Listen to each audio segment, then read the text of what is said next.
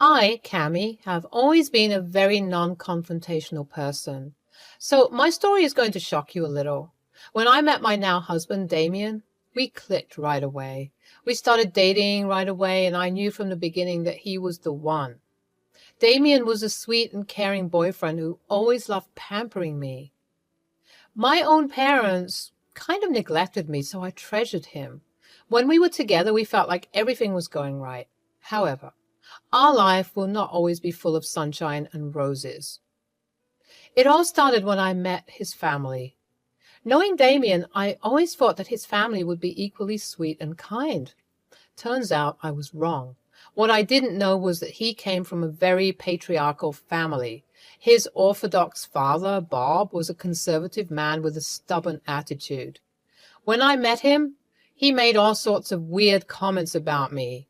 He said, "So, Cammy, I hear you want to become a nurse."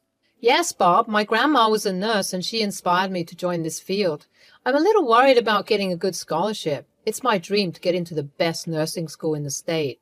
"Cammy's a very good student, Dad. She's one of the top performers in our class. I take her help when I'm stuck with something." "What does it matter if she's a good student? She's a girl. There's no use for her to go to college." "Cammy, don't you think you're better off doing something else, like baking or something?" "No, Bob, I want to be a nurse. It has been my dream since I was little." "Well, it's time to grow up now. If you become a nurse, you will hardly have time to take care of my son. I don't know why he's encouraging you." "Dad, I can take care of myself. It's not the 90s anymore. We will be fine. Quit criticizing Cammy about her goals." Bob didn't care what his son said. He went on interrogating me and asking me absurd questions. From the way he spoke to me, I knew he didn't think much of me or anyone from my gender. I was starting to get agitated but held my tongue. As I said, I am a non-confrontational person and usually want to keep the peace. Damien was also shooting me apologetic looks the entire evening. His younger brother Charlie didn't speak much but seemed to be a little better than his dad. When dinner was finally over, Damien offered to drop me home. He was constantly apologizing for his father's behavior. He said, "I'm so sorry, Cammy. I know my dad really upset you today. He's very old-fashioned and just won't change his thinking. I've tried. Ever since Mom left us, he got even worse. Sometimes I think he takes out that anger on other people." "It's okay, Damien. Your father's rudeness has nothing to do with you. I am not blaming you one bit. I'm just a little disappointed in him." "Just give him a chance, Cammy. I'm sure he'll come around. He just needs to see what an amazing person you are." We talked about the dinner and agreed that it was too early to worry about his dad. Our relationship was still very new and we didn't know what the future held. Bob, however, did everything to convince me to give up my studies. It's like he had an obsession with me being a housewife. I told him multiple times that I wanted to work and be a nurse. He never really seemed to listen to me. After graduation, I and Damien finally got into our dream colleges. He pursued a degree in architecture and I started the nursing program. I and Damien lived close by, but avoided staying together. I had a very hectic schedule and didn't want to be distracted. Damien was still living with his dad and Bob didn't want me in the house.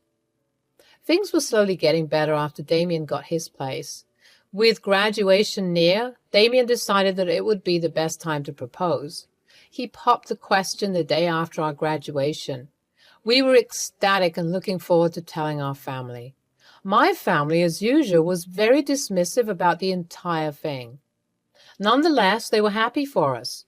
When we told Damien's family, his initial reaction appeared to be happy. However, soon his reaction changed drastically. He said, "So, now that Damien has proposed, I hope you'll finally grow some sense." "What do you mean, Bob? I don't understand." "I mean, you're going to marry him anyway. There is no need for you to work anymore. My son already got a good job, and I'm sure he can take care of you." "He did get a good job, Bob, but I want to be independent, and you know this was my goal all along." "Don't tell me you're still stuck in your stupid dream. It's childish. Once you're a married woman, you need to be home and take care of your family. I hope you are not one of those child-free people. Dad, it's too early to talk about kids. Besides, what we do in our married life is none of your business. Cammy will join her job. In fact, she is starting next month as a new hire. Don't be ridiculous, Damien. You know how our family works. Also, you are the eldest son. You need to give me an heir. I would expect you two to start trying for kids soon after the wedding. Cammy's job won't be a good look for our family. How is she going to manage the house anyway? You will be left with all the chores and childcare. That's not what men do. Bob, I will manage everything just fine. We will split the chores. It's not like I will neglect Damien and our future family when I work. You can have faith in me. That's easy for you to say. No wonder your parents don't keep in contact with you. If you were my daughter, I wouldn't let you join college anyway. Bob's words were incredibly hurtful to me. I genuinely thought that he was going to change. However, it seems that he will always see me in a bad light just because I am a woman. At this point, I was ready to cut him out of my life. He was even criticizing Damien for not keeping me under control. It was bizarre. However, when I talked to Damien about the situation, he said, Cammy, I know Dad is not the nicest person, but he is still my dad. My mom had already abandoned us. I can't leave him too. Besides, I have to think about Charlie. He needs my help right now. But Damien, I can't be around your toxic dad anymore. Did you hear what he told me? Do you think we should reward this behavior? Absolutely not, Cammy. I don't support his behavior in any way. All I'm saying is going no contact is not an option. If you want, you can stay away, but I have to look after him and Charlie. I promised I wouldn't abandon them. Fine, Damien. But promise me you will walk away when he becomes too much. I promise, Cammy. I will always stand up for you when Dad bullies you. You can be sure of that. With that, I thought he had made the right decision. When Bob was informed about this, he did throw a fit.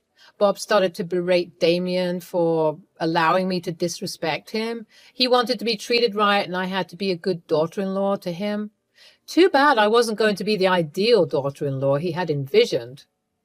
Thankfully, his target for a prospective daughter-in-law changed when he met Laurie, Charlie's girlfriend.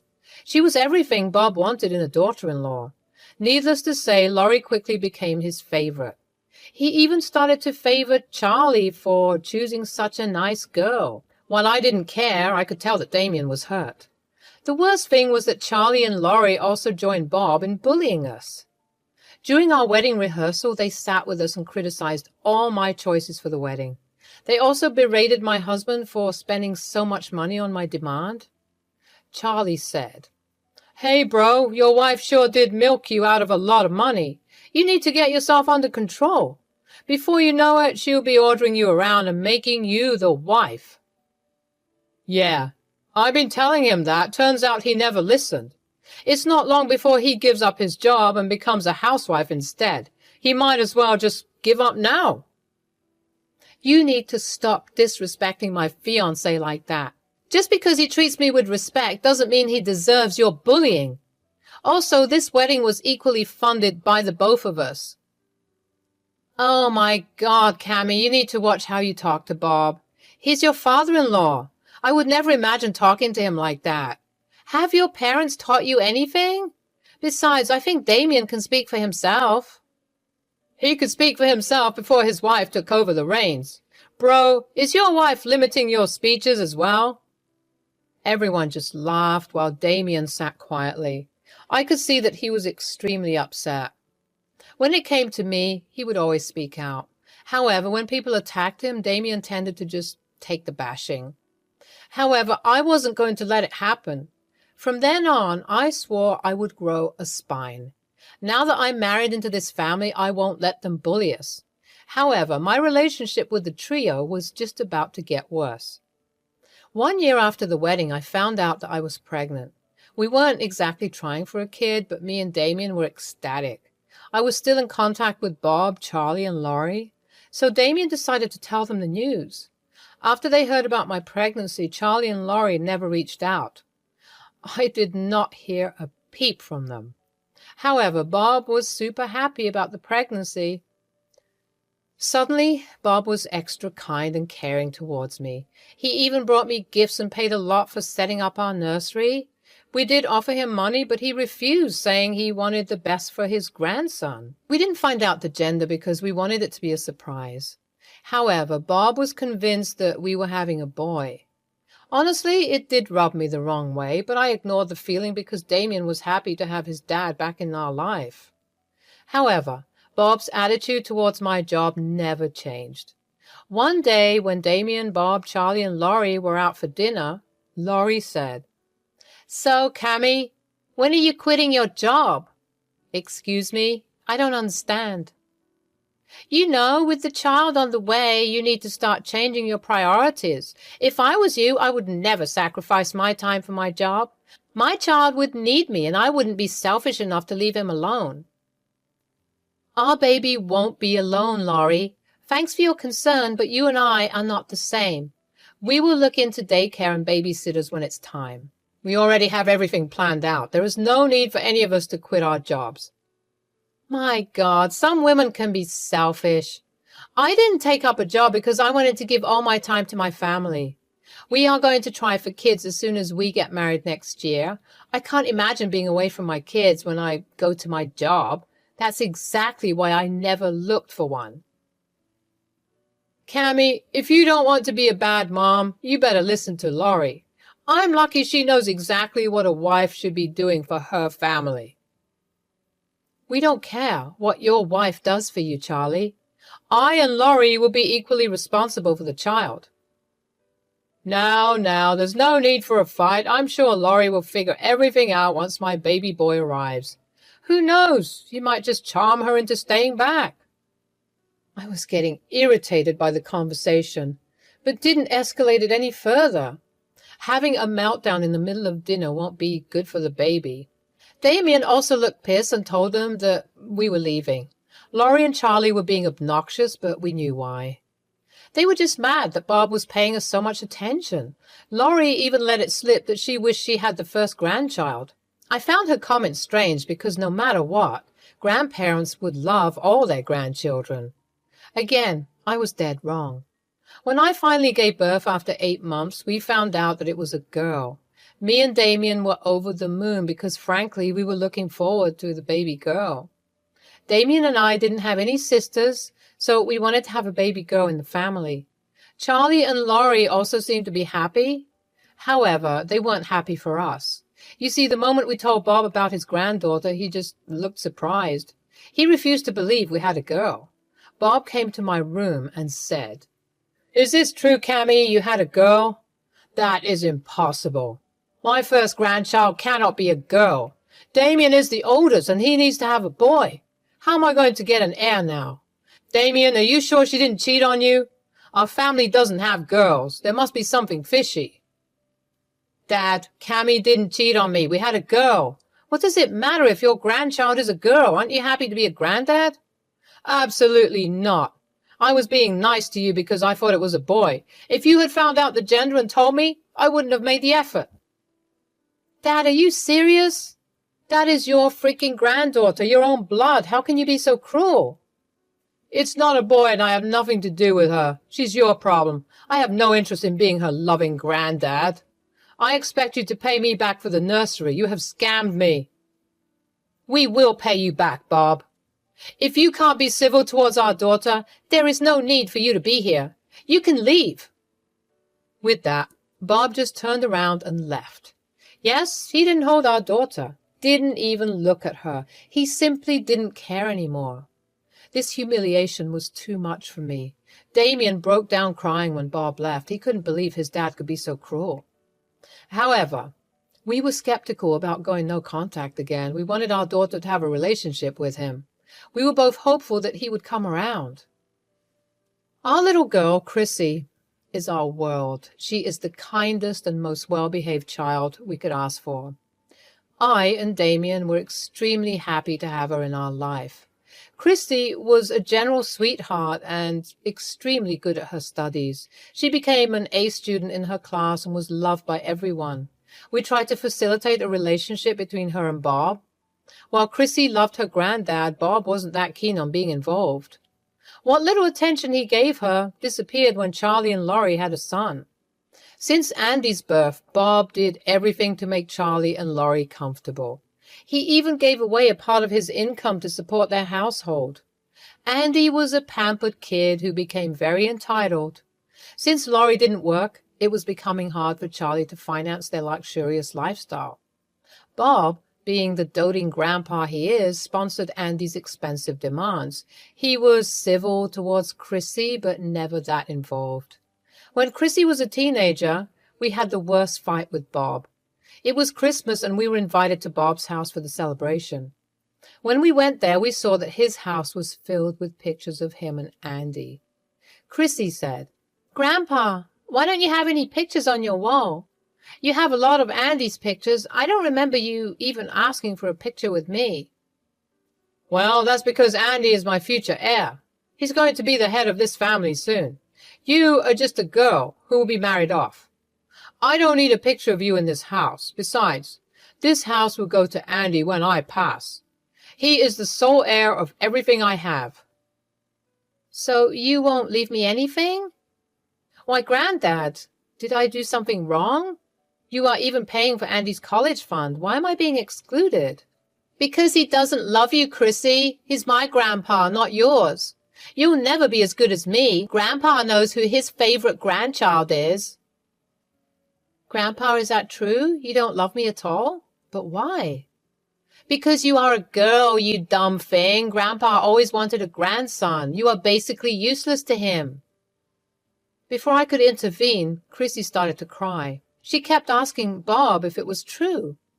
Bob simply refused to look at her. Charlie, Laurie, and Andy were just laughing at Chrissy because she was crying. Me and Damien were furious. From that day, we decided they would no longer be in our lives. I also prayed to God that I could teach them a nice lesson when they eventually realized their mistake. Chrissy was heartbroken for an entire year.